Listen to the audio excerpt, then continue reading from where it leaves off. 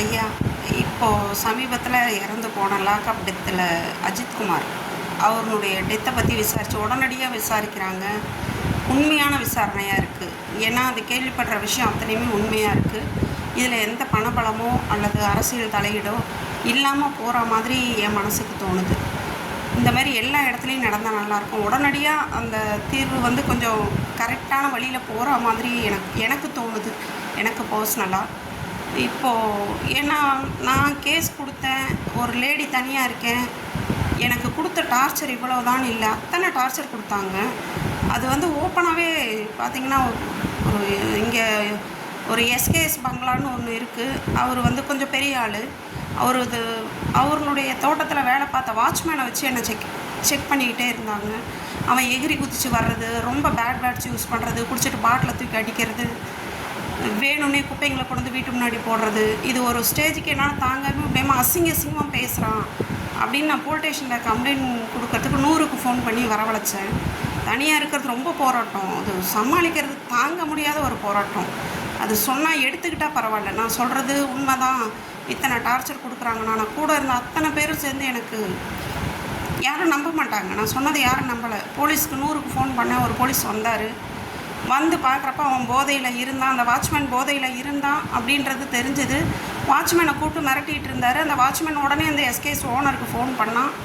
Phone பண்ணோன்னா owner அந்த போலீஸ்கார்கிட்ட phone கொடுக்க சொன்னாங்க. 100லேருந்து வந்தவர்கிட்ட கொடுக்க சொல்லி அவர் ஃபோனை வாங்கி சார் சார் சரிங்க சார் சரிங்க சார் சரிங்க சார்னு சொன்னார். சொல்லிவிட்டு உடனே பார்த்திங்கன்னா அவனை போக சொல்லிட்டாங்க. என்னை ரகலை பண்ணவனை போக சொல்லிட்டாங்க. என்கிட்ட விடுங்கம்மான்ட்டு என்கிட்ட சொல்லிட்டு போகிறாரு. பணம் இருக்குன்ற திமிரில் ஆடுறாங்கம்மா.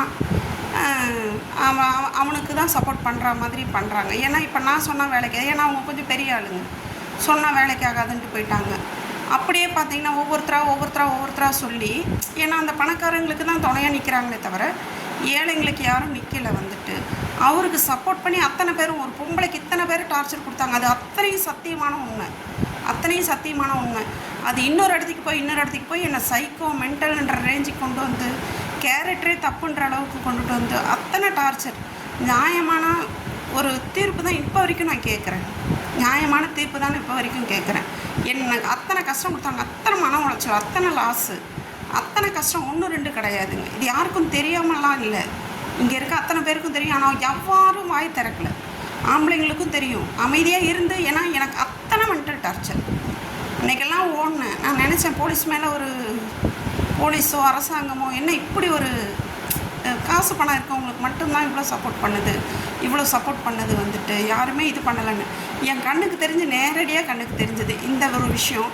அந்த புகார் கொடுத்த லேடி வேணும்னே பழி வாங்கிறதுக்காக செஞ்ச விஷயம்.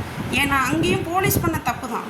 போலீஸ் அந்த புகார் கொடுத்த லேடி சொன்னது உண்மையாக பொய்யானே கேட்காம உடனடியாக அவன் அப்படியே உண்மையை வெளியில் கொண்டு வர்ற மாதிரி ஒரு ஏழ்மையில் இருந்தவனை அடித்து கொன்று அந்த உயிர் போயிடுச்சு.